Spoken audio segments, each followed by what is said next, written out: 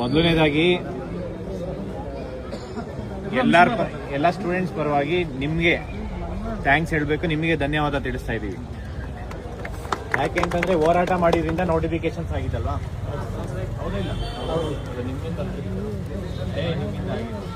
ನೀವು ಹೋರಾಟಕ್ಕೆ ಬಂದಿಲ್ಲ ಅಂತಂದ್ರೆ ನೀವು ಮುಂದ್ಗಡೆಯಿಂದ ನಾವು ಹಿಂದ್ಗಡೆ ಅಷ್ಟೇ.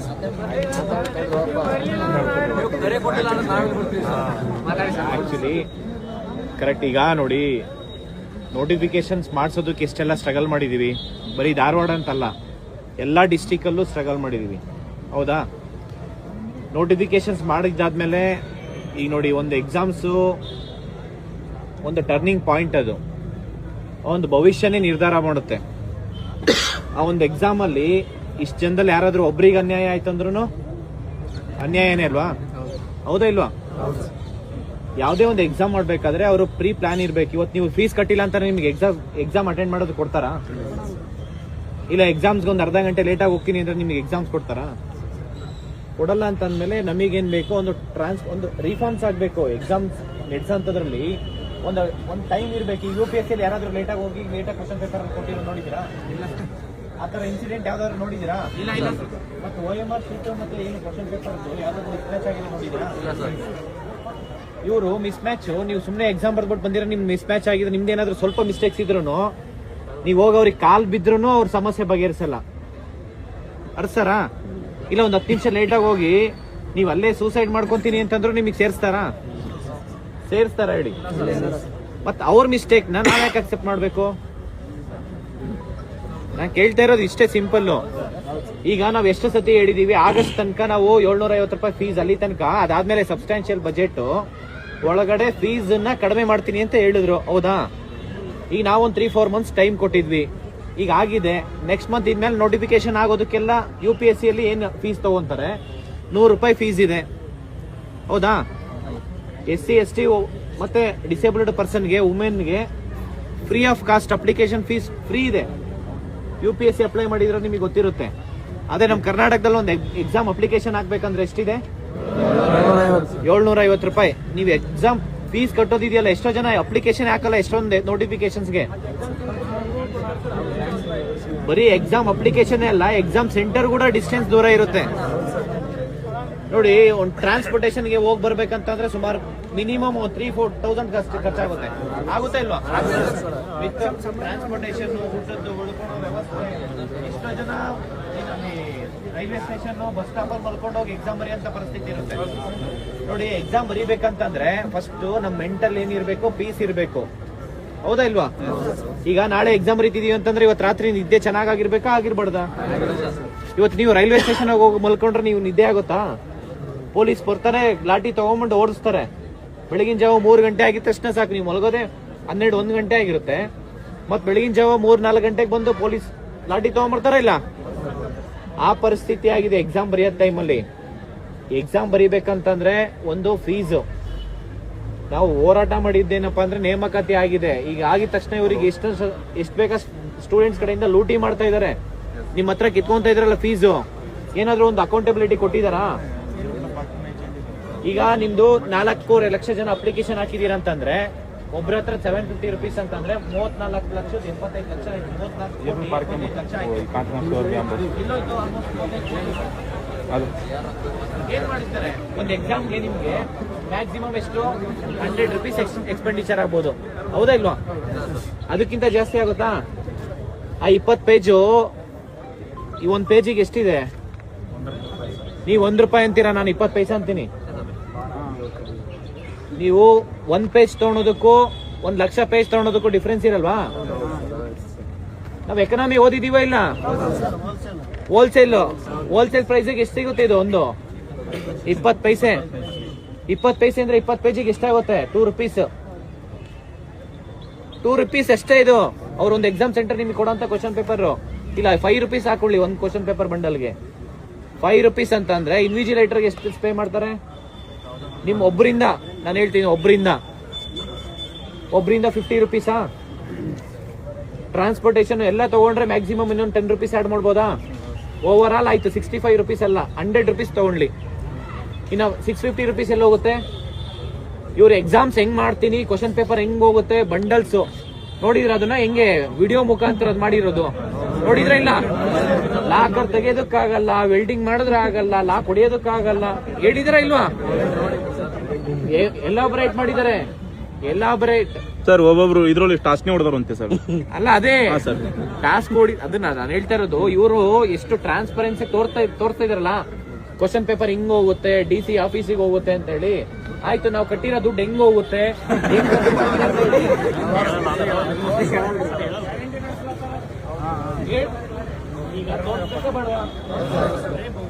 ಈಗ ನೀವೇನ್ ಫ್ರೀ ಅಂತ ಏನು ಕೊಡ್ತಾ ಇಲ್ಲ.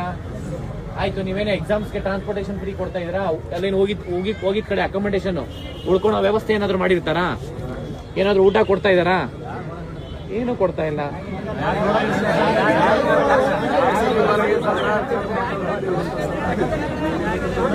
ನೋಡಿ, ಎಕ್ಸಾಮ್ ಸ್ಟೂಡೆಂಟ್ ಎಕ್ಸಾಮ್ ನಡೆಸೋರು ಸ್ಟೂಡೆಂಟ್ ಫ್ರೆಂಡ್ ಇರಬೇಕು ಒಂದು. ಮತ್ತೆ ಎಕ್ಸಾಮ್ ಕ್ವಶನ್ ಪೇಪರ್ ಆಗಿರ್ಬೋದು. ನೀವು PC ಎಕ್ಸಾಮ್ ಓದ್ತಾ ಇದ್ದೀರಾ ಅಂತಂದ್ರೆ ಅದು PUC ಲೆವೆಲ್ ಎಕ್ಸಾಮ್ ಅಂದ್ರೆ ಕಾಂಪಿಟೇಷನ್ ಅಷ್ಟೇ ಪೇಪರ್ ಅದೇ ಲೆವೆಲ್ಗೆ ಇರಬೇಕು. ಕ್ವಶನ್ ಪೇಪರ್ ಪ್ಯಾಟರ್ನ್ ಇರ್ಬೋದು, ಅಲ್ಲಿ ಕೊಡೋಂತ ಕ್ವಶನ್ಸ್ ಇರ್ಬೋದು. ಅಲ್ಲಿ PUC ಲೆವೆಲ್ಗೆ ಏನು ಕ್ವಾಲಿಫಿಕೇಶನ್ಸ್ ಇರುತ್ತೆ PC-ಗೆ, ಇವ್ರು ನೋಡಿದ್ರೆ UPSC ಲೆವೆಲ್ಗೆ ಕ್ವಶನ್ ಪೇಪರ್ ಕೊಡ್ತಾರೆ. ಹೌದಾ ಇಲ್ವಾ? ಈಗ PC-ಗೆ ಓದ್ತಾ ಇರೋಂಥವ್ರು PC ಆಗ್ಬೇಕಂತ ಒಂದು ಆಸೆ ಇರುತ್ತೆ. ಅದಕ್ಕೆ ಸೊಸೈಟಿಗೆ ಸರ್ವ್ ಮಾಡೋ ಪರ್ಪಸ್ ಏನು, ನನ್ಗೆ ಯಾವ್ದು ಇಷ್ಟ ಇರುತ್ತೆ ಆ ಜಾಬ್ ಹೋಗ್ತೀನಿ. ಇವರು UPSC ಲೆವೆಲ್ ತಗೊಂಡು KS ಲೆವೆಲ್ ತಗೊಂಬಂದು ಅವ್ರಿಗೆ ಅಪಾಯಿಂಟ್ ಆದ್ರೆ ಅವ್ರು ಎಷ್ಟು ದಿನ ಅಂತ ಕೆಲಸ ಮಾಡ್ತಾರೆ? ಇವತ್ತು ನೋಡಿ, ಎಲ್ಲ PhD ಮಾಡಿರೋರು, MTech ಮಾಡಿರೋರು, ಇಂಜಿನಿಯರಿಂಗ್ ಮಾಡಿರೋರು ಪೊಲೀಸ್ ಕಾನ್ಸ್ಟೇಬಲ್ ಆಗ್ತಾ ಇದಾರೆ. ಈ ಕ್ವಶನ್ ಪೇಪರ್ ನೋಡಿದ್ರೆ ಅವರು ಆಗಲ್ಲ, MBBS ಮಾಡಿರೋರು ಆಗ್ಬೇಕಾಗಿದೆ. ಹೌದಾ ಇಲ್ವಾ? ಪರಿಸ್ಥಿತಿಗೆ ಇದಕ್ಕೆಲ್ಲ ಕಾರಣ ಯಾರು? ಇಲಾಖೆ, KE authority, KE executive director Prasanna Kumar sir. ಯಾಕೆಂತಂದ್ರೆ ಇದನ್ನ ಅವ್ರ ಹೊಣೆಗಾರಿಕೆ ಹೊತ್ಕೊಬೇಕಾಗುತ್ತೆ. ಈಗ ಒಂದು ಕ್ವಶನ್ ಪೇಪರ್ ಎಕ್ಸಾಮ್ ಸೆಂಟರ್ಗೆ ಅರ್ಧ ಗಂಟೆ ಲೇಟ್ ಆಯ್ತು, ಅರ್ಧ ಗಂಟೆ ನೀವು ಲೇಟ್ ಆದ್ರೂ ಪರವಾಗಿಲ್ಲ, 1 hour ಲೇಟ್ ಆದ್ರೂ ಪರವಾಗಿಲ್ಲ, ಎಕ್ಸ್ಟ್ರಾ ಟೈಮ್ ಕೊಡ್ತೀವಿ, ಎಕ್ಸಾಮ್ ಬರೀರಿ ಅಂತ ಹೇಳ್ಬಿಟ್ಟು ಆಮೇಲೆ ಬಂದು ಯೂಟ್ಯೂಬ್ ಅಲ್ಲಿ ಒಂದು ವಿಡಿಯೋ ಮಾಡ್ಬಿಟ್ರೆ ನೀವು ಅಕ್ಸೆಪ್ಟ್ ಮಾಡ್ತೀರಾ? ಮೊದ್ಲೇ ಮಾಡಿ ಹೇಳ್ಬೇಕಾಯ್ತು. ಅದನ್ನ ಮೊದ್ಲೇ ಹೇಳ್ಬೋದಾಯ್ತಲ್ಲ. OMR ಸೀಟ್ ಅಲ್ಲಿ ರಿಜಿಸ್ಟರ್ ನಂಬರ್ ಮತ್ತೆ ಕ್ವಶನ್ ಪೇಪರ್ ಅಲ್ಲಿ ಇರೋಂತ ರಿಜಿಸ್ಟರ್ ನಂಬರ್ ಮಿಸ್ ಮ್ಯಾಚ್ ಆಗಿದೆ, ಆದ್ರೂ ಕೂಡ ನೀವು ಎಕ್ಸಾಮ್ ಬರೀರಿ ಅಂತ ಮೊದ್ಲೇ ಹೇಳ್ಬೋದಾಯ್ತಲ್ಲ. ಅರ್ಧ ಗಂಟೆ 1 hour ಲೇಟ್ ಆಯ್ತು ಸರ್. ಅರ್ಧ ಗಂಟೆ ಕ್ವಶನ್ ಗೊತ್ತಾಗ್ತದೆ ಸರ್. ಎಲ್ಲ sir Tamil, Andhra Pradesh sir teachers ಎಲ್ಲರೂ ಸರ್. ನಾವು ಕರ್ನಾಟಕ ಅವ್ರಿಗೆ ಅರ್ಥ ಆಗಲ್ಲ, ಅವ್ರಿಗೆ ನಮ್ಗೆ ಅರ್ಥ ಆಗ್ತಲ್ಲ ಸರ್. ಇಲ್ಲಿ ಕರ್ನಾಟಕದಲ್ಲಿ ಟೀಚರ್ಸ್ ನ ರೆಕ್ರೂಟ್ಮೆಂಟೇ ಮಾಡ್ಕೊಂತ ಇಲ್ಲ, ಮತ್ತೆ ಎಲ್ಲಿ ಸಿಗ್ತಾರೆ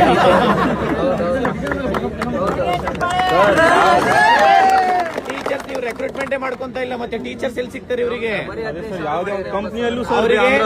ಅಲ್ಲ, ನೀವು ಎಕ್ಸಾಮ್ ಬರೆಯೋದಕ್ಕೆ ಹೋದಾಗ ಫ್ರಿಸ್ಕಿಂಗ್ ಮಾಡೋದಕ್ಕೆ UP ಬಿಹಾರದಿಂದ ಬರ್ತಾರ ಅವರು. ಅದು ಅಲ್ಲ, ಅವರು ಅಷ್ಟು ಕರ್ನಾಟಕದವ್ರಲ್ಲ. ಎಕ್ಸಾಮ್ SD ಸೆಕೆಂಡ್ PUC ಮೇಲೆ 2 ತಾಸು ಇರ್ತಾರೆ ಎಕ್ಸಾಮ್. PC ಮಾತ್ರ 1.5 ತಾಸು, ಅದು 2 ತಾಸು ಮಾಡಬೇಕು. ಈಗ ನಮ್ಮ ಬೇಡಿಕೆ ಏನಂತಂದ್ರೆ, ಈ ಒಂದು ಎಕ್ಸಾಮ್ಸ್ ಅಲ್ಲಿ ಏನು ಸೈಲೆಂಟ್ ಆಗಿರಿ ಸರ್, ಮಾತಾಡ್ತಾರೆ. ಎಕ್ಸಾಮ್ಸ್ ಅಲ್ಲಿ ಏನ್ ಇರ್ರೆಗ್ಯುಲಾರಿಟೀಸ್ ಆಗಿದೆ, ಇದು ಇನ್ನೊಂದು ಎಕ್ಸಾಮ್ಸ್ ಅಲ್ಲಿ ಆಗ್ಬಾರ್ದು ಇನ್ ಫ್ಯೂಚರ್. ಮತ್ತೆ ಈಗ ಆಗಿರೋಂಥದ್ದಕ್ಕೆ ಅವರು ಜಸ್ಟಿಸ್ ಕೊಡ್ಬೇಕಾ ಬೇಡವಾ? ಕೊಡ್ಬೇಕಲ್ವಾ? ಮತ್ತೆ ಈ ಒಂದು ಎಕ್ಸಾಮ್ಸ್ ಇದೆ ಅಂತಲ್ಲ, ಇನ್ ಫ್ಯೂಚರ್ ಯಾವ್ದೇ ಎಕ್ಸಾಮ್ಸ್ ಇದ್ರು 2 hours ಟೈಮ್ ಕೊಡ್ಬೇಕು. 2 hours ಟೈಮ್ ಕೊಡ್ಲಿ, ಅದರಲ್ಲಿ ನೀವು 5 minutes ನೀವು ಬೇಕಾದ್ರೆ ಎಕ್ಸ್ಟ್ರಾ ಟೈಮ್ ಕೊಟ್ಟು ಅದರಲ್ಲಿ ಫಿಲ್ಲಿಂಗ್ ಎಲ್ಲ ಏನು 5th ಆಪ್ಷನ್ಸ್ ಇದೆಯಲ್ಲ ಫಿಲ್ ಮಾಡೋದಕ್ಕೆ, ಎಷ್ಟೋ ಸೆಂಟರ್ ಅಲ್ಲಿ 5 minutes ಟೈಮೇ ಕೊಟ್ಟಿಲ್ಲ 5th ಆಪ್ಷನ್ ಫಿಲ್ ಮಾಡೋದಕ್ಕೆ. ಎಷ್ಟೋ ಸೆಂಟರ್ ಅಲ್ಲಿ ಕೊಟ್ಟಿಲ್ಲ ಇದನ್ನ. ನೋಡಿ, ನಿಮ್ಮ ಹತ್ರ 35 ಕೋಟಿ ಅಪ್ಲಿಕೇಶನ್ ಫೀಸ್ ತಗೊಂಡಿದ್ದಾರೆ. ಎಲೆಕ್ಟ್ರಿಸಿಟಿ ಇಲ್ಲ, ವಾಲ್ ಕ್ಲಾಕ್ ಇಲ್ಲ, ಕುಡಿಯೋ ನೀರ್ ಫೆಸಿಲಿಟೀಸ್ ಇಲ್ಲ, ಬಾತ್ರೂಮ್ ಇಲ್ಲ, ಅಲ್ಲಿ ಏನ್ ಫೆಸಿಲಿಟೀಸು ಇಲ್ಲ. ಕರೆಕ್ಟ್ ಇದೆಯಾ? ಏನಾದ್ರು ಇಲ್ಲ ಅಂತಂದ್ರೆ 750 ರೂಪಾಯಿ ಯಾಕೆ ಕೊಡ್ಬೇಕು? 750 ರೂಪಾಯಿ ವಾಪಸ್ ಕೊಡೋಕೆ ಹೇಳೋಣ. ನೀವು ಒಂದ್ ತಿಂಗಳಲ್ಲಿ 10 ಕಡಿಮೆ ಅಂತಂದ್ರೆ ಒಂದು 20 ಅಪ್ಲಿಕೇಶನ್ಸ್ ಬರುತ್ತೆ ಈ ಟೈಮಲ್ಲಿ. 20 ಅಪ್ಲಿಕೇಶನ್ ಹಾಕ್ಬೇಕಂದ್ರೆ ಫೀಸ್ ಎಷ್ಟು? 15,000 ಕಟ್ಟಬೇಕು. ಅದರಲ್ಲಿ ಕೆಳಗೆ ಇನ್ನೊಂದು ಎಕ್ಸ್ಟ್ರಾ ಅಡಿಷನಲ್ ಒಂದೊಂದು ಏನು ನೋಟಿಫಿಕೇಶನ್ಸ್ ಹಾಕೋದಕ್ಕೆ 100 ರೂಪೀಸ್ ಅಂತಂದ್ರೆ ಅದೊಂದು 5,000 ರೂಪಾಯಿ. 15 ಪ್ಲಸ್ 5,000 20,000. 20,000 ಬರೀ ಅಪ್ಲಿಕೇಶನ್ ಫೀಸು ಒಬ್ರಿಗಿಂದ. ಇಲ್ಲಿ 4.5 ಲಕ್ಷ 4 ಲಕ್ಷ 5 ಲಕ್ಷ ಜನ ಸ್ಟೂಡೆಂಟ್ಸ್ ಇಂದ ತಗೋಣಂತ ಫೀಸ್ ಅಲ್ಲಿ ಏನ್ ರೆಕ್ರೂಟ್ಮೆಂಟ್ ಮಾಡ್ಕೊಂತಾರಲ್ಲ 500,000 ವೇಕೆನ್ಸಿಯಲ್ಲಿ ಅವ್ರಿಗೆ ಲೈಫ್ ಟೈಮ್ ಸ್ಯಾಲರಿ ಕೊಡ್ಬೋದು. ಅಷ್ಟು ದುಡ್ಡು ತಗೊಂತ ಇದಾರೆ ನಿಮ್ಮ ಹತ್ರ. ತಗೊಂತ ಇದಾರ ಇಲ್ವಾ? ಸರ್ ಮತ್ತೆ ಹಿಂದೆ ನಿಗಮ ಮಂಡಳಿ ಬರ್ದಾಗ 3 ರೂಪಾಯಿ ಚಲನ್ ಕಟ್ಸ್ಕೊಂಡಾರ ಸರ್. ನಮ್ದು ಲಾಸ್ಟ್ ಟೈಮ್ MSc ಎಲ್ಲದು ಬರ್ದಿದ್ದಿಲ್ಲ ಸರ್. ಆ ಟೈಮ್ನಾಗ ಬಿಲ್ ಇನ್ಸ್ಪೆಕ್ಟರ್ ಬರ್ದಾಗ 300 ರೂಪಾಯಿ ಅದಕ್ಕೆ ಸರ್ 300 ರೂಪಾಯಿ ಕಟ್ಟಿದ್ವು. ಈಗ ಅವ್ರಿಗೆ ಗೊತ್ತಾಗಿದೆ. ಈಗ 10, 20, 30, 50 ವೇಕೆನ್ಸಿ ಫಿಲ್ ಮಾಡೋಣ, ಅದರಲ್ಲಿ ಕೋಟ್ಯಾಂತರ ರೂಪಾಯಿ ಅಪ್ಲಿಕೇಶನ್ ಫೀಸ್ ಆಗಿ ಬರುತ್ತೆ ಅಂತ ಹೇಳ್ಬಿಟ್ಟು ಅದೇ ಮಾಡ್ತಿರೋದವ್ರು. ಮಾಡ್ತಿದಾರ ಇಲ್ವಾ? ಮೊದಲು ಅಪ್ಲಿಕೇಶನ್ ಡೇಟ್ ಬಿಟ್ಟಿದ್ರೆ ಎಕ್ಸಾಮ್ ಡೇಟೇ ಬಿಟ್ಟಿರ್ಲಿಲ್ಲ. ನಿನ್ನೆ ಹೋಗಿ ಕೇಳಿದಾಗ ಮೊನ್ನೆ ಹೋಗಿ ಕೇಳಿದಾಗ ನಿನ್ನೆ ಅಪ್ಲಿಕೇಶನ್ ಅಂದ್ರೆ ಎಕ್ಸಾಮ್ಸ್ ಡೇಟ್ ಬಿಟ್ಟಿದ್ದಾರೆ. ಎಷ್ಟೊಂದು ಎಕ್ಸಾಮ್ಸ್ ಸರ್ ನಿಗಮ ಮಂಡಳಿ 30 ಲಕ್ಷ ಅದು ಹೋಗಿ ಒಂದು ಎಕ್ಸಾಮ್ ಡೇಟ್ ಅನೌನ್ಸ್ ಮಾಡಿ ಅಂತ ಹೇಳಿ ಹೋಗಿ ಜಗಳ ಮಾಡಬೇಕು. ಆಮೇಲೆ ಇವ್ರು ಡೇಟ್ ಅನೌನ್ಸ್ ಮಾಡ್ತಾರೆ. ಬರೀ ಅದೊಂದೇ ಅಂತಲ್ಲ, ಪ್ರತಿಯೊಂದು ಇಲಾಖೆಯಿಂದ ಏನ್ ಪೊಲೀಸ್ ಕಾನ್ಸ್ಟೇಬಲ್ ಇದೆ ಅದೇ ಅಂತಲ್ಲ, ನಾನು KPSC ಅಲ್ಲಿ ಆಗಿರ್ಬೋದು, ನೀವೆಲ್ಲ ಎಕ್ಸಾಮ್ಸ್ ಬರೀತಿರಲ್ಲ. ಈಗ KPSC ಅಲ್ಲಿ ಆಗಂತ FDA ಇರ್ಬೋದು, STA, CTI, PDO ಯಾವುದೇ ಎಕ್ಸಾಮ್ಸ್ ಆದ್ರೂ ಕೆಲವೊಂದು ಎಕ್ಸಾಮ್ಸ್ ಗ್ರೂಪ್ C ಅಂತೂ KPSC ಕೊಡೋದೇ ಇಲ್ಲ. ಆದ್ರೆ ಗೆಜೆಟೆಡ್ ಪ್ರೊಫೆಷನರಿ ಗ್ರೂಪ್ A ಮತ್ತೆ ಗ್ರೂಪ್ E ಎಕ್ಸಾಮ್ಸ್ ಏನ್ KPSC ಕೊಡ್ತಾರಲ್ಲ ಅದ್ರಲ್ಲಿ ಅವ್ರು ಮಾಡಷ್ಟು ಕರಪ್ಷನ್ ಬೇರೆ ಯಾರು ಮಾಡ್ತಾ ಇಲ್ಲ. ಈಗ KS ಆಗಂತವ್ರು ಅಲ್ಲಿ KS ಪೋಸ್ಟಲ್ ಕರಪ್ಷನ್ ಆಯ್ತಂದ್ರೆ ಅವ್ರು ಯಾರಿಗೆ ಎಲ್ಲಿ ಬರ್ತಾರೆ? ಅವರು PC ಬರ್ತಾರೆ. ಇಲ್ಲಿ PC ಆಗೋರು ಇಲ್ಲಿ ಮನೆಗೆ ಹೋಗಿ ವಾಚ್ಮನ್ ಕೆಲಸ ಮಾಡ್ಬೇಕು. ಆ ಪರಿಸ್ಥಿತಿ ಬಂದಿದೆ. ಇವತ್ತು ಬಂದಿದೆಯಾ ಇಲ್ವಾ? ಇವತ್ತು ಏಜ್ ಲಿಮಿಟ್ 5 ವರ್ಷ ಕೊಡ್ಸಿದ್ದಾದ್ಮೇಲೆ 5 + 1 3 ಇಯರ್ಸ್ 8 ಇಯರ್ಸ್ ಏನೋ ಇದೆ ಅಲ್ಲ.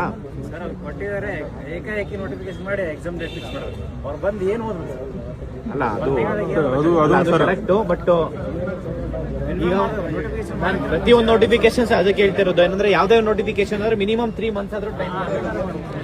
ಯಾವುದೇ ನೋಟಿಫಿಕೇಶನ್ ಮಾಡಿ ಮಿನಿಮಮ್ 3 ಮಂತ್ಸ್ ಇಂಟಿಮೇಷನ್ ಇರ್ಬೇಕು ನಮಗೆ. ಅಟ್ಲೀಸ್ಟ್ ಇರೋ ಸಿಲೆಬಸ್ ಅಲ್ಲಾದ್ರೂ ಕವರ್ ಮಾಡ್ಕೊಬಹುದು ಅಲ್ವಾ? ನಾನು ಅದಕ್ಕೆ ಹೇಳ್ತಾ ಇರೋದು, ಏನು ಒಂದು 72,186 ವೇಕೆನ್ಸಿ ಫಿಲ್ ಮಾಡ್ತೀನಿ ಅಂತ ಹೇಳಿದ್ದಾರೆ. ಅದು 6 ತಿಂಗಳಲ್ಲಿ ಒಂದು ಇವೆಂಟ್ ಆಫ್ ಕ್ಯಾಲೆಂಡರ್ ಇರಬೇಕು. 6 ಮಂತ್ ಅವ್ರು 6 ತಿಂಗಳಿಗೆ 36,000 ವೇಕೆನ್ಸಿ ಫಿಲ್ ಮಾಡ್ತೀನಿ ಅಂತ ಹೇಳಿದ್ರು. ಒಂದ್ ವಾರ ಮುಂಚೆ ನೋಡಿದ್ರ ಇಲ್ವಾ? ನಾವಿಲ್ಲಿ ಹೋರಾಟ ಫಿಕ್ಸ್ ಮಾಡಿದ್ಮೇಲೆ ಧಾರವಾಡದಲ್ಲಿ ಅದನ್ನ ನಿನ್ನೆ ಒಂದು ಸ್ಟೇಟ್ಮೆಂಟ್ ಕೊಟ್ಟಿರ್ತಾರೆ, ನೋಡಿರ್ಬೇಕು. ನಾವು 6 ತಿಂಗಳೊಳಗಡೆ 72,186 ವೇಕೆನ್ಸಿ ಫಿಲ್ ಮಾಡ್ತೀನಿ ಅಂತ. ನೋಡಿದ್ರ ಇಲ್ವಾ? ಅಂದ್ರೆ ಹೋರಾಟ ಮಾಡ್ತೀವಿ ಅನ್ನೋದಕ್ಕೆ ಮುಂಚೆ ಇವ್ರು ಯಾಕೆ ಹೇಳಲ್ಲ ಈ ಸ್ಟೇಟ್ಮೆಂಟ್ಸ್? ಅಂದ್ರೆ ಇವ್ರಿಗೆ ಪ್ರತಿ ಸತಿ ಹೋರಾಟ ಮಾಡ್ತೀವಿ ಅಂತ ಹೇಳ್ಬೇಕು ಅವರಿಗೆ. ಅದಂಗ ಆಗ್ಬಾರ್ದು. ಎಸ್ ಎ ಗವರ್ಮೆಂಟ್ ಅಂತಂದ್ರೆ ಗುಡ್ ಗವರ್ನೆನ್ಸ್ ಮೇಂಟೈನ್ ಮಾಡಬೇಕು. ಒಂದ್ಸತಿ ಏನು ಒಂದು ಸ್ಟೇಟ್ಮೆಂಟ್ಸ್ ಕೊಡ್ತೀವಿ ಆ ವರ್ಡ್ ಮೇಲೆ ನಿಂತ್ಕೊಬೇಕಾಗುತ್ತೆ. ಹಂಗ್ ಮಾಡಕ್ ಆಗಲ್ಲ ಅಂತಂದ್ರೆ ಮೊದ್ಲೇ ಹೇಳ್ಬೋದಲ್ವಾ? ಹೌದಾ ಇಲ್ವಾ? ಈಗ ನೋಡಿ, ಟೀಚರ್ಸ್ ವೇಕೆನ್ಸಿ ಬರೀ 15,000 ವೇಕೆನ್ಸಿ ಫಿಲ್ ಮಾಡ್ತಿದ್ದಾರೆ. ಇಂಗ್ಲಿಷ್ ಇಲ್ಲ, ಮ್ಯಾಥ್ಸ್ ಇಲ್ಲ, ಕನ್ನಡ ಇಲ್ಲ, ಹಿಂದಿ ಟೀಚರ್ಸ್ ಇಲ್ಲ, ನಿಮಗೆ ಮರಾಠಿ ಟೀಚರ್ಸ್ ಇಲ್ಲ, ಸೋಷಿಯಲ್ ಇಲ್ಲ ಅಂತ ಹೇಳ್ತಿದ್ದಾರೆ. ಮೆಜಾರಿಟಿ ಪೋಸ್ಟ್ ಯಾವ್ದಿಲ್ಲ ಇಲ್ಲಿ. ಆ ಪೋಸ್ಟ್ ಹೆಂಗೆ ಅಂದ್ರೆ ಡಿಸ್ಟ್ರಿಕ್ಟ್ ವೈಸ್ ಬಿಟ್ಟಿದಾರಲ್ಲ, ಒಂದೊಂದು ಡಿಸ್ಟ್ರಿಕ್ಟ್ 1-2 ಪೋಸ್ಟ್ ಇದೆ. ಹೌದಾ ಇಲ್ಲ? ಈಗ ನಾನು KPSC ಬಗ್ಗೆ ಹೇಳ್ತಾ ಇದ್ದೀನಲ್ಲ, KPSC ಅಷ್ಟೇ.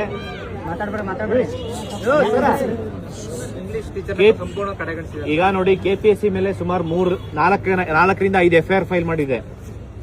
FIR ಮಾಡಿದ್ದಾದ್ಮೇಲೆ ಆ KPSC ಏನ್ ಚೇರ್ಮನ್ ಇದಾರೆ ಅವರಷ್ಟು ಕರಪ್ಟ್ ಇನ್ ಯಾರು ಇರ್ಲಿಲ್ಲ. ಇದ್ರ ಹೌದಾ ಇಲ್ಲ?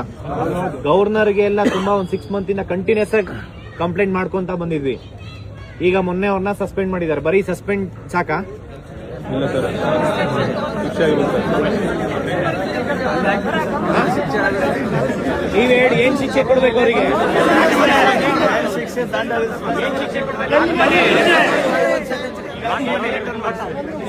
ಇನ್ನೊಂದು ಎಕ್ಸಾಂಪಲ್, KPSC ಮೆಂಬರ್ಸ್ ಇದಾರಲ್ಲ, ಯಾರೋ ಶಾಂತಾ ಹೊಸ್ಮನಿ, ಮಮಿತಾ ಅನ್ನೋ ಕ್ಯಾಂಡಿಡೇಟ್ಸ್ಗೆ ಫೋನಲ್ಲಿ ಮಾತಾಡ್ತಾ ಇದ್ರೆ ಇಂಟರ್ವ್ಯೂ ಗೈಡೆನ್ಸ್ ಕೊಡ್ತಿದ್ರಂತ. ಅವರು ನಂಬ್ತೀರಾ?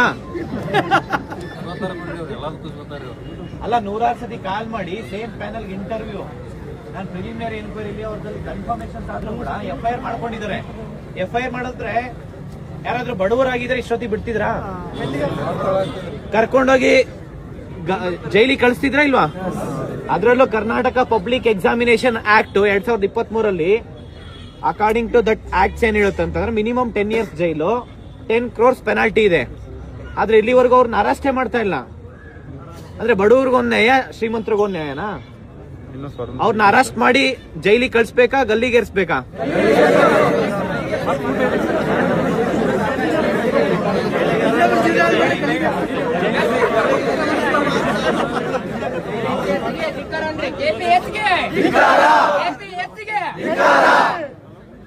ಈಗ ಹೌದಾ ಇಲ್ವಾ? ಈಗ ಯಾಕೆ ನಿಮಗೆ ಜಾಬ್ ಸಿಗ್ತಾ ಇಲ್ಲ ಅಂತಂದ್ರೆ ಬಿಕಾಸ್ ಆಫ್ ಕರಪ್ಷನ್. ಆ ಕರಪ್ಷನ್ ಕಂಪ್ಲೀಟ್ ನಿಲ್ಲ ಆಯ್ತಂತಂದ್ರೆ ಯಾರಿಗೆ ಯಾವ ಜಾಬ್ ಸಿಗ್ಬೇಕಂತ ಇದೆಯೋ ಅವ್ರಿಗೆ ಆ ಜಾಬ್ ಸಿಕ್ಕೇ ಸಿಗುತ್ತೆ. ಇಲ್ಲ ಅಂದ್ರೆ ಏನ್ ಮಾಡ್ತಾರೆ ಹೇಳಿ? ಬರೀ 25 ಮಾರ್ಕ್ಸಿಗೆ 70-80 ಲಕ್ಷ ದುಡ್ಡು ಕೊಟ್ಟಿದ್ದಾರೆ ಅವರು. ಇದೇ ಭೋಜ ನಾಯ್ಕ ಅವ್ರ ಮೇಲೂ ನಾನು ಕಂಪ್ಲೇಂಟ್ ಕೊಟ್ಟಿದ್ದೆ. ಅವರು ಶಿವಮೊಗ್ಗದಲ್ಲಿ ವೈಸ್ ಚಾನ್ಸಲರ್ ಇದ್ದಾಗ ತುಂಬಾ ಕರಪ್ಷನ್ ಮಾಡಿದ್ದಾರೆ. 300 ಪೇಜ್ ಕಳ್ಸಿದ್ದಾರೆ ಹುಡುಗರು ಶಿವಮೊಗ್ಗದಲ್ಲ. ನೋಡಿ, ಎಲ್ಲಾ DCC ಬ್ಯಾಂಕ್ ಅಲ್ಲೂ ಇದೇ ಮಾಡ್ತಾರೆ ಇವರು. ಎಲ್ಲಾ DCC ಬ್ಯಾಂಕ್ ಅಲ್ಲಿ ಅಪ್ಲಿಕೇಶನ್ ಅಷ್ಟೇ ಫೀಸ್ ತಗೊಂತಾರೆ. ಅಪ್ಲಿಕೇಶನ್ ಯಾಕೆ ಹಾಕ್ಸ್ಕೊಂತಾರೆ ಅಂತ ಹೇಳ್ತೀನಿ ನಿಮ್ಗೆ. ಅದರಲ್ಲಿ ಯಾರು ಶ್ರೀಮಂತರಿದ್ದಾರೆ ಅಂತ ಐಡೆಂಟಿಫೈ ಮಾಡೋದಕ್ಕೆ ಅಪ್ಲಿಕೇಶನ್ ಯಾಕೆ ಹಾಕ್ಸ್ಕೊಂತಾರೆ ಗೊತ್ತಾ? ಯಾರು ಎಕ್ಸಾಮ್ ಶ್ರೀಮಂತ ಯಾರಿದ್ದಾರೆ ಅವ್ರನ್ನ ಐಡೆಂಟಿಫೈ ಮಾಡೋದಕ್ಕೆ ನೋಟಿಫಿಕೇಶನ್ಸ್ ಕರೆಯೋದು. ಅದರಲ್ಲಿ ಶ್ರೀಮಂತರು ಯಾರಿದ್ದಾರೆ ಐಡೆಂಟಿಫೈ ಮಾಡಿ ಅವರಿಗೆ ಸಪರೇಟ್ ಫೋನ್ ಮಾಡಿ ಅವ್ರಿಗೆ ಕರೆಸಿ 40-50 ಲಕ್ಷಕ್ಕೆ ಮಾರ್ಕೊಂತಾರೆ. ಪ್ರತಿಯೊಂದು DCC ಬ್ಯಾಂಕ್ ಅಲ್ಲಿ ಹಂಗೆ ಆಗ್ತಾ ಇರೋದು ಇವತ್ತು. ಹೌದಾ ಇಲ್ವಾ? DCC KMF sir. ಅದ್ರಲ್ಲೂ ಅಪ್ಲಿಕೇಶನ್ ಫೀಸ್ ಎಷ್ಟಿರುತ್ತೆ ಗೊತ್ತಾ? ಯಾವ ಇಂಟರ್ನ್ಯಾಷನಲ್ ಎಕ್ಸಾಮ್ ಬರೋದ್ರು ಅಷ್ಟು ಫೀಸ್ ಇರಲ್ಲ. ಅಷ್ಟು ಫೀಸ್ 1,000, 2,000, 3,000 ಫೀಸ್ ಇರುತ್ತೆ. ಇದನ್ನ DCC ಬ್ಯಾಂಕ್ ಆಗಿರ್ಬೋದು, KMF ಅಲ್ಲಂತೂ ನೀವು ಕರೆದು ಕೊಡ್ತಾರೆ ದುಡ್ಡು ಕೊಟ್ಟವ್ರಿಗೆ. KMF ಅಲ್ಲಿ ನಿಮಗೆ ಗೊತ್ತಿಲ್ಲ ಅದು ಎಷ್ಟು ಕರಪ್ಷನ್ ಆಗ್ತಾ ಇದೆ ಗೊತ್ತಾ? KMF ಅಲ್ಲಿ ಬರೀ ದುಡ್ಡಿದ್ದವ್ರಿಗೆ ಅಷ್ಟೇ ಕೆಲಸ ಸಿಗ್ತಾ ಇದೆ ಅಲ್ಲಿ. ಇದನ್ನೆಲ್ಲ ಹೋಗ್ಲಾಡ್ಸ್ಬೇಕಂದ್ರೆ ಏನ್ ಮಾಡ್ಬೇಕು ನಾವು? ಹೋರಾಟ ಮಾಡ್ಬೇಕಾ ಮಾಡಬಾರ್ದಾ? ಸರ್,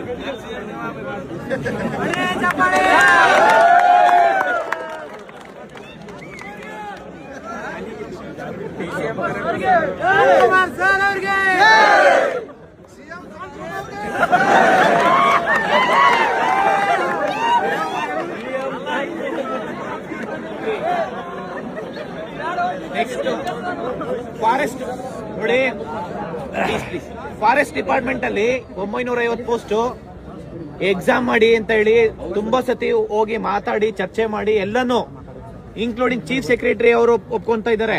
ಆದ್ರೆ ಡಿಪಾರ್ಟ್ಮೆಂಟ್ ಒಪ್ಕೊಂತ ಇಲ್ಲ ಅಂತಂದ್ರೆ ಏನ್ ಮಾಡ್ಬೇಕು ಹೇಳಿ ಅವರಿಗೆ? ಅಲ್ಲ, ನಮ್ಗೆ ಹೇಳ್ತಾ ಇದೀನಿ ನಾನು ಅವರಿಗೆ. ಅಂದ್ರೆ ನೀವು ಎಕ್ಸಾಮ್ ಕಂಡಕ್ಟ್ ಮಾಡಿ. ಕೋವಿಡ್ ಟೈಮ್ ಅಲ್ಲಿ 10th PUC ಒಂದೊಂದ್ ದಿನ 3 ಎಕ್ಸಾಮ್ಸ್ ಕಂಡಕ್ಟ್ ಮಾಡಿದ್ದಾರೆ. ಒಂದೊಂದ್ ದಿನ 3 ಎಕ್ಸಾಮ್ಸ್. ಸುಮಾರು 1 ಲಕ್ಷ ಜನ ಇದ್ದಾರೆ. 98, 99, 100% ತಗೊಂಡಿರೋರು ಇದಾರೆ ಇಲ್ವಾ? ನಾವು ಹಿಡಿಯೋದು ಇಲ್ಲ. ಅದು 99, 100 ಇದ್ದವ್ರಿಗೆ ಸಿಗುತ್ತದು. ಅದ್ರಲ್ಲೂ ನೀವ್ ಎಕ್ಸಾಮ್ ಬರ್ಬೇಕಾದ್ರೆ ರಿಟರ್ನ್ ಇತ್ತು. ಈಗ ನೋಡಿ ಎಲ್ಲ ಅಬ್ಜೆಕ್ಟಿವ್. ಕೋವಿಡ್ ಟೈಮ್ ಅಲ್ಲಿ ನೋಡಿರ್ಬೋದು. ಹೌದಾ ಇಲ್ಲ? 5 ನಿಮಿಷ ಗ್ಯಾಪ್ ಕೊಡೋದಲ್ಲ, ಅವರೇ ಹೇಳ್ಕೊಡ್ತಾರ. ಅದನ್ನ ಹೇಳ್ಕೊಟ್ಟು ಒಂದು ಪರ್ಸೆಂಟೇಜ್ ತಗೊಂಡಿರೋದು ಅದು. ಬರೀ ಅದೊಂದೇ ಅಲ್ಲ, ಫಾರೆಸ್ಟ್ ಡಿಪಾರ್ಟ್ಮೆಂಟ್ ಅಲ್ಲಿ ಸುಮಾರು 950 ಪೋಸ್ಟ್ ಬೀಟ್ ಫಾರೆಸ್ಟ್ ಆಫೀಸರ್ ಮತ್ತೆ ಬೀಟ್ ಫಾರೆಸ್ಟ್ ವಾಚರ್ದು. ಅದ್ರ ಜೊತೆಲಿ ಲೈನ್ ಮ್ಯಾನ್ ಸುಮಾರು ಲೈನ್ ಮ್ಯಾನ್ ಸುಮಾರು ಈಗ 2-3 ಸಾವಿರ ಪೋಸ್ಟ್ ಕರೀತಾ ಇದ್ದಾರೆ. 2-3 ಸಾವಿರ ಪೋಸ್ಟ್ ಇದೆ. ಎಕ್ಸಾಮ್ ಆಗ್ಬೇಕಾ ಇಲ್ಲ ಪರ್ಸೆಂಟೇಜ್? Fire extinguisher,